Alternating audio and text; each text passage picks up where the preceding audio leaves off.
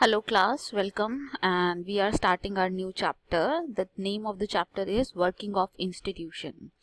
So in the previous chapter you have studied how people elect their government. However, democracy is not about just electing your ruler.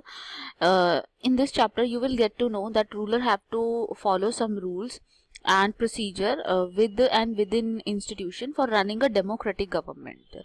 Simply अगर मैं बोलूँ तो इसका मतलब ये है कि जो काम देश में इलेक्टेड रिप्रेजेंटेटिव करते हैं वो किसी रूल्स रेगुलेशन के अंडर ही करते हैं, राइट। कि उनके लिए भी कोई रूल्स रेगुलेशन होते हैं, कुछ ना कुछ होता है। तो वो रूल्स और रेगुलेशन हमने कहाँ से डिराइव किए हैं? वो डिराइव किए हैं हमने कॉन्स्टिट्यूशन से। वो चीज़ हमने कॉन्स्टिट्यूशन से डिराइव की है। तो हमारे कॉन्स्टिट्यूशन ने बहुत सारे इंस्टीट्यूशंस बनाए हुए हैं, जैसे पार्लियामेंट बनाया हुआ है, पार्लियामेंट के प्रोसीजर्स बनाए हुए हैं, जुडिशरी बनाया हुआ है, अपना एग्जीक्यूटिव बनाया हुआ है। इस तरह से कॉन्स्टिट्यूशन ने अलग अलग इंस्टीट्यूशंस बनाए हुए हैं, अलग अलग इंस्टीट्यूशन बनाए हुए हैं। And now we are going to study those institution only. So working of the institution begin with the manner in which major decisions are taken and implemented in India. First of all, you will see that how the decisions are taken in India. Then you will come across three institutions that play a very major role in decision, that is the legislature, executive and judiciary. These are three institutions which play major role in the working of India or working of institution, etc. So as you have already studied about these institutions in earlier classes, we have to quickly summarize them. So here you will find answer to these questions which often come to mind, like such as what do these institution do? ये institution आखिरकार करते क्या हैं? Parliament वगैरह ये करते क्या हैं? बेसिकली लेजिस्लेचर, जुडिशरी, इनके बारे में हमने पढ़ा जरूर है, तो थोड़ा जानेंगे कि आखिरकार ये करते क्या है। प्रैक्टिकल मतलब थ्योरी में तो हमने पढ़ लिया है, अब थोड़ा प्रैक्टिकल देखेंगे कि एक्चुअली होता कैसे है चीज़ें। Then how are these institution connected? ये तीनों इंस्टीट्यूशन आपस में कैसे कनेक्टेड हैं, ये चीज़ हम देखेंगे। So what make their functioning more और लेस डेमोक्रेटिक? कैसे उनकी फंक्शनिंग डेमोक्रेटिक है या नहीं है, ये सारी चीज़ें हम समझेंगे। So let us take a look. First, how is major policy decision taken? सबसे पहले we are going to see this. So in your book you have first page that in this chapter you have the first page on which there is a government order. So in this government order, if you read it, on August 13, 1990, the government of India issued an order which was called memorandum. The order say that other than SC and ST, the 27% of job reservation benefit will be given to a third category called socially and educationally backward classes. Only person who belong to the backward classes were eligible for this quota. उसमें आपको वो एक memoranda आपको दिखाया गया है, एक order आपको दिखाया गया है बुक के चैप्टर के फर्स्ट पेज पे। उसमें क्या लिखा है, उस ऑर्डर को अगर आप पढ़ेंगे तो उस ऑर्डर में लिखा हुआ है कि आज के बाद से 27% जो है वो रिजर्वेशन हो जाएगी ओबीसीज के लिए, जिनको हम ओबीसी बोलते हैं, बैकवर्ड क्लासेस बोलते हैं, अदर बैकवर्ड क्लासेस जिन्हें हम बोलते हैं। तो बैकवर्ड क्लासेस के लिए रिजर्वेशन हो जाएगी। ये हमने उस ऑर्डर में पढ़ा, ठीक है। ये ऑर्डर गवर्नमेंट का ऑर्डर है 13 अगस्त 1990 का, ठीक है। सो ये ऑर्डर बना कैसे, आखिरकार ये इसकी शुरुआत कैसे होती है, क्या होती है? सो वैसे मैं आपको इसका एक बैकग्राउंड दे देती हूँ। एक कमीशन बना था, मंडल कमीशन। उस मंडल एक जस्टिस रह चुके हैं, उनके अंडर ये कमीशन बना था। उन्होंने ये बात बोली कि जो अदर बैकवर्ड क्लासेस हैं, जो सोशली इकोनॉमिकली बैकवर्ड क्लासेस हैं, उन्हें रिजर्वेशन मिलना चाहिए। और फिर ये इम्प्लीमेंट कर दिया गया 1990 में, ये बात को इम्प्लीमेंट कर दिया 1990 में। सो अब इसमें हम डिसाइड करेंगे, देखेंगे कि कौन कौन से तो लोग थे जो डिसीजन मेकर थे, आखिरकार ये हुआ कैसे, सारी चीज़ें होती कैसे हैं, इसमें प्रेसिडेंट का क्या रोल है, प्राइम मिनिस्टर का क्या रोल है, कैबिनेट का क्या रोल है, ये सारी चीज़ें हम देखेंगे। So who decided to issue this memoranda? Such a major decision would have involved other major functionaries in India, which involves the following point. Obviously अगर इतना बड़ा कुछ ऑर्डर निकल के आ रहा है कि अब से सारी गवर्नमेंट जॉब में ये हुआ करेगा, तो इतना बड़ा ऑर्डर अगर निकल के आ रहा है तो कोई छोटा मोटा ऑफिसर तो उसको मतलब उसकी तो नहीं है, उसने तो नहीं वो ऑर्डर चलवाया होगा, उसने तो नहीं अपनी मर्जी से ऑर्डर निकाल दिया होगा। ऑब्वियसली कंट्री के जो हेड हैं वो चाहते होंगे कि ये ऑर्डर आए, सो इसलिए the president is the head of the state and is the highest formal authority in India. जो प्रेसिडेंट है, he is the head of the state and he is the highest formal authority of India. So India में कुछ भी rule regulation कुछ बनता है तो वो किससे साइन होके आएगा? वो प्रेसिडेंट से साइन होके आएगा, ठीक है। Then the prime minister is the head of the government and take most of the decision in the cabinet meeting. दूसरा important functionary जो है वो है अपने प्राइम मिनिस्टर, और प्राइम मिनिस्टर के पास ही सारी रियल पावर होती हैं। ये तो हमने बहुत बार पढ़ लिया है ना। प्राइम मिनिस्टर के पास ही सारी रियल पावर होती हैं। अब ये प्राइम मिनिस्टर क्या करते हैं? प्राइम मिनिस्टर जो भी डिसीजन लेने होते हैं देश के लिए, कुछ भी पार्लियामेंट में जो भी डिसीजन लेने होते हैं सब यही लेते हैं कैबिनेट के साथ मिलकर। नेक्स्ट है पार्लियामेंट। तो parliament consist of president and the two houses. President क्यों होते हैं इसके अंदर? क्योंकि प्रेसिडेंट को सारे जो रूल्स रेगुलेशन है उसको साइन करना पड़ता है, तो इसलिए प्रेसिडेंट उसका पार्ट है, पार्लियामेंट का पार्ट है। लेकिन इसके मेन दो पार्ट जो हैं वो है लोकसभा और राज्यसभा, ठीक है, Lok Sabha and Rajya Sabha. So prime minister must have the support of Lok Sabha member to pass a memorandum. अगर प्राइम मिनिस्टर कोई भी मेमोरेंडम जो अभी आपने पढ़ा, ये रूल रेगुलेशन ऐसे ही नहीं आ गए कि किसी ने बोला और बन गया और खत्म बात, नहीं। पूरा प्रोसीजर चला है, पूरी एक मुहिम चली है, उसके बाद जाके कहीं पे वो ऑफिशियल ऑर्डर निकले हैं, ठीक है। अब ये हम जैसे होता है ना, बैकग्राउंड की स्टोरी चलती है, पहले आपको सीन दिखा दिया फिर उसके बैकग्राउंड की स्टोरी दिखा रहे हैं, तो यहाँ पे भी यही हो रहा है। आपको पहले ऑर्डर दिखा दिया है बुक में, उसके बाद उसके बैकग्राउंड में जो स्टोरी चली है वो बता रहे हैं। स्टोरी क्या चली है? स्टोरी ये चली है कि ये जो भी मेमोरेंडम पास होके आया है, ये लोकसभा और राज्यसभा दोनों से पास होके आया है। ये दो लोकसभा और राज्यसभा दोनों से पास होके आया है। Okay, when the office memoranda was passed in India, it was a hot debate issue. Some felt that this was unfair as it would deny equality of opportunity who did not belong to backward community, while others felt that this would give a fair opportunity to दोस्त community. सो जब ये memorandum पास किया गया तो ऐसा नहीं था कि इसका कोई ऑपोजिट, जैसे आजकल आपने सुना होगा नेशनल जो सिटीजनशिप वाला जो बिल है उसके ऊपर कितना ज़्यादा बवाल है कि नहीं।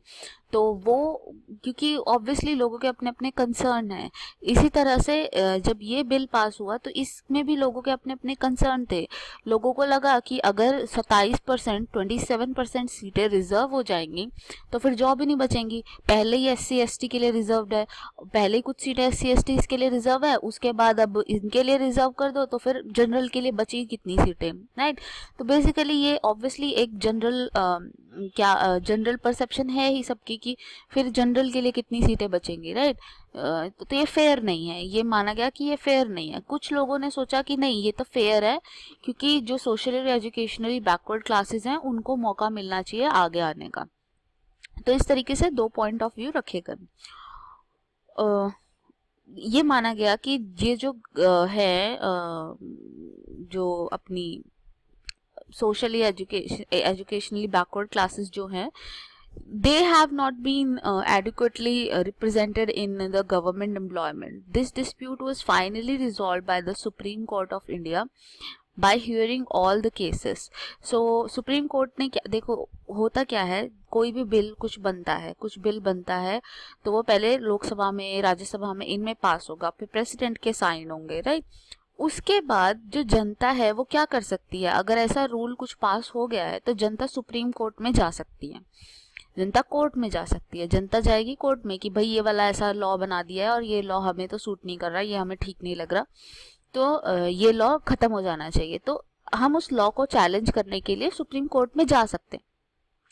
तो ऐसा इस केस में भी हुआ। इस केस में जब गवर्नमेंट ने ये लॉ लाया और लोकसभा और राज्यसभा ने इसको पास कर दिया, प्रेसिडेंट ने साइन कर दिए, उसके बाद जो जनता थी उसने एक्शन लिया कि भाई नहीं, ये लॉ हमें पसंद नहीं है, ये चीज़ गलत है।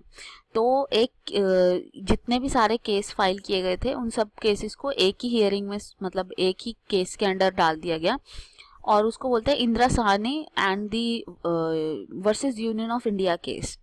Indira Sahni and other versus union of India case. तो ये यूनियन ऑफ इंडिया के अगेंस्ट, ऑब्वियसली गवर्नमेंट के अगेंस्ट केस था, तो इसलिए इसमें जो सुप्रीम कोर्ट है उसने डिक्लेयर किया कि ये जो ऑर्डर है गवर्नमेंट का वो वैलिड है, ये ऑर्डर जो है वो गवर्नमेंट का वैलिड है।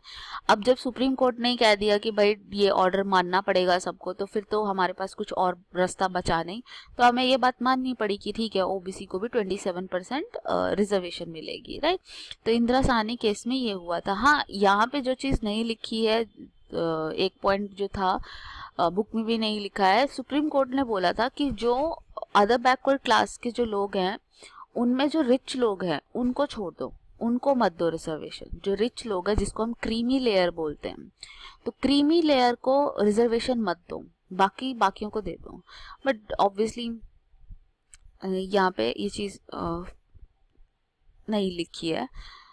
Okay, now need for political institution. We have to see why do we need political institution. So several arrangements are made in modern democracy which are called institution. Basically institution की definition क्या है? Institution की definition होती है कोई एक organization जिसका कुछ एक सर्टन गोल होता है। जैसे कि कोई, मान लो कोई भी ऑर्गेनाइजेशन है, कोई इंस्टीट्यूट है, तो वो इंस्टीट्यूट, उसका गोल है कि वहाँ पे बच्चे आए, पढ़े, वो पैसा कमाए, राइट। कुछ भी हो सकता है, कोई भी एक ऐसी ऑर्गेनाइजेशन जिसके कुछ गोल्स रहते हैं। तो ये अरेंजमेंट जो डिफरेंट डिफरेंट होती हैं इनको हम इंस्टीट्यूशन बोलते हैं। जैसे प्राइम मिनिस्टर एक इंस्टीट्यूशन है, प्राइम मिनिस्टर का ऑफिस एक इंस्टीट्यूशन है, प्रेसिडेंट का ऑफिस एक इंस्टीट्यूशन है, द कैबिनेट मिनिस्टर्स के ऑफिस एक इंस्टीट्यूशन है, जुडिशरी एक इंस्टीट्यूशन है। इस तरीके से अलग अलग इंस्टीट्यूशन होते हैं। Democracy work well when these institution perform function assigned to them. Democracy तब अच्छा काम, ऑब्वियसली डेमोक्रेसी ढंग से तभी काम करेगी जब उसके जो ऑर्गन्स हैं, जो उसके इंस्टीट्यूशंस हैं, वो ढंग से काम करें। जैसे कि हमारी बॉडी है, हमारी बॉडी के अंदर अलग अलग ऑर्गन्स है, अगर कोई भी ऑर्गन खराब हो जाता है तो हमें बहुत फर्क पड़ता है। उसी तरीके से यहाँ पर है, अगर कोई भी ऑर्गन खराब हो जाता है, कोई भी इंस्टीट्यूशन खराब हो जाता है, तो पूरी की पूरी बॉडी खराब हो जाती है। तो इन डेमोक्रेसी का वर्क तभी सफल हो पाएगा जब सारे इंस्टीट्यूशन एक साथ काम करें। Institution involve meeting, committees, routine, this often leads to delay and complications. ये इसका नेगेटिव इम्पैक्ट है। Some of the delays and complication introduced by the institution are very useful as they provide an opportunity for a wider set of people to be consulted. See, this delay can also be good. Why? Because जब delay हो रहा है then you can consult so many people. तब आप उस time पे लोगों से कंसल्टेशन कर सकते हो, कंसल्ट करके उस डिसीजन को डिले कर सकते हो, right. Institution make it difficult to have good decision taken very quickly, but they also make it equally difficult to rush through a bad decision. See, institutions के थ्रू, क्योंकि बहुत सारे लोगों को डील करना पड़ता है, बहुत सारे लोगों से बात करनी पड़ती है, तो इसलिए जो डिसीजन की क्वालिटी है वो अच्छी हो जाती है, डिसीजन की क्वालिटी अच्छी हो जाती है, क्योंकि इतने सारे लोगों ने उस डिसीजन के ऊपर सोचा है, तो डिसीजन की क्वालिटी अच्छी हो जाती है। तो एक बैड डिसीजन लेना मुश्किल हो जाता है ऐसी सिचुएशन में। ऐसी सिचुएशन में बैड डिसीजन लेना डिफिकल्ट हो जाता है। तो हमारा ये हो गया। Next we have to discuss parliament. सो decision are directly not taken in parliament, but parliamentary discussion on the report influence and shape the decision of the government. These discussion bring pressure on the government to act. Okay, they are not directly taken in parliament, but parliamentary discussion on the report influence and shape the decision of the government. These discussion bring pressure on the government to act. If parliament is not in favor of decision, then the government cannot go ahead and can implement the decision. See, होता क्या है, जो parliament है क्या करते हैं, देखो सबसे पहले अगर कोई डिसीजन आपको लेना है तो सरकार क्या करेगी, जो गवर्नमेंट के एग्जीक्यूटिव है, जैसे प्राइम मिनिस्टर है, कैबिनेट मिनिस्टर है, ये किसी कमेटी को अपॉइंट करेंगे कि भाई आप हमें स्टडी करके बताओ कि ये वाला लॉ कैसे बनाना है, क्या करना है, कैसे करना है। वो जो कमेटी है वो अपनी रिपोर्ट बना के देगी, ठीक है। वो रिपोर्ट पार्लियामेंट के सामने प्रेजेंट की जाएगी, वो रिपोर्ट पार्लियामेंट के सामने प्रेजेंट की जाएगी। पार्लियामेंट जो है वो उस पर डिस्कशन करेगी, डिबेट करेगी, ठीक है। और ये डिस्कशन और डिबेट सिर्फ ऐसे ही नहीं होते कि बस मुंह हिला दिया बात खत्म हो गई, नहीं। ये डिबेट डिस्कशन जो होते हैं इनकी वैल्यू होती है, ये गवर्नमेंट के ऊपर प्रेशर डालती हैं, ये चीज़ें गवर्नमेंट के ऊपर प्रेशर डालती हैं। अगर ये राज्यसभा लोकसभा गवर्नमेंट को सपोर्ट करती हैं तो ही वो बिल पास हो पाएगा, अदरवाइज वो बिल पास नहीं हो सकता है, अदरवाइज वो बिल पास नहीं हो सकता है, right. So why do we need parliament? अगर डिसीजन जो है वो पहले गवर्नमेंट इनिशिएट कर दिया है तो गवर्नमेंट को ही करने दो ना, सब डिसाइड, सब कुछ पास वास सब कुछ करने दो। क्यों हम राज्यसभा लोकसभा में बिल को लेके जाते हैं? Why do we need a parliament? फालतू में डिले और होता है, क्यों हमें पार्लियामेंट चाहिए? तो इस क्वेश्चन का आंसर ये है, पहले तो let us understand what does parliament mean. So assembly of elected representative is called parliament. It exercise supreme political authority on behalf of people. See, it exercise the authority on behalf of people, क्योंकि हमने उनको चुन के भेजा है। So they have the responsibility कि वो हमारे हक के बारे में सोचे, हमारे अच्छे बुरे के बारे में सोचे, वो हमारे रिप्रेजेंटेटिव्स हैं, राइट। तो वो देखेंगे on the behalf of people. At the state level, this is called legislature or legislative assembly. The name may vary in different countries, but such assembly exists in every democracy. Parliament exercise political authority on behalf of people in very way. कैसे कैसे parliament, जैसे मैंने भी बोला कि parliament लोगों के behalf पे लड़ती है, लोगों के बिहाफ पे एक्ट करती है, तो कैसे करती है? सो इसमें पहला पॉइंट है, parliament is the final authority for making law in the any country. किसी भी कंट्री में लॉ बनाने के लिए पार्लियामेंट से पास होना उसको पड़ेगा ही पड़ेगा, और पार्लियामेंट से पास होने का मतलब हमारे रिप्रेजेंटेटिव से उसे पास होना ही पड़ेगा।